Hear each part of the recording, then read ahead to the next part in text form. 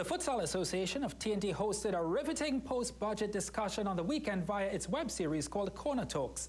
Now, it centered around how sporting organizations could reposition themselves to be able to weather the COVID-19 pandemic while making themselves attractive to corporate sponsorship. Here's Chassie Marique. In his budget presentation on October 5th, Finance Minister Colm Imbert announced the continuation of the 100% tax break for corporate investment in sport, culture and the arts.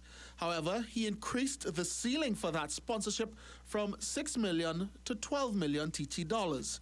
That may have sounded like incentive enough, but it was the general belief recently of panelists on Futsal 868's Corner Talks web series that sporting organizations will still have to make themselves attractive, especially in the midst and coming out of a global pandemic, where businesses' revenue and, by extension, spend is impacted. I think NSOs, and especially given this time, as was said before, if we weren't already contemplating what we needed to do prior to this budget, we were a little bit late.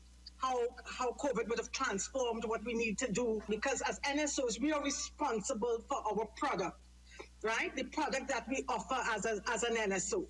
Because even if we want any other stakeholder either to partner with us, even if it's not financial, or a partner who's a financial partner, it's all going to depend on the product that we offer. Not all NSOs are created equal. People at different levels of development.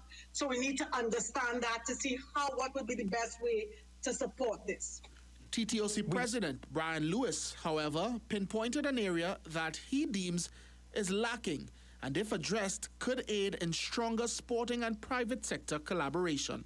Data. There's an absence of data. So what is the quantum of the sponsorship that is currently existing? That type of information to be allowed to be done so that all the sports stakeholders we can make informed decisions. Because when you look at how AmCham operates, etc., and the Trinidad and Tobago Chamber, a lot of the time when they are talking about the budget or making budget submission, it is based on data. Kervin Jean, head of the UWI Open Campus Academy of Sport, said that there needs to be a strategic alliance as well among sporting bodies. One, in terms of providing oversight, and that would be the Ministry of Sport and Youth Affairs and its executory company, the Sport Company of Trinidad and Tobago, the NGBs.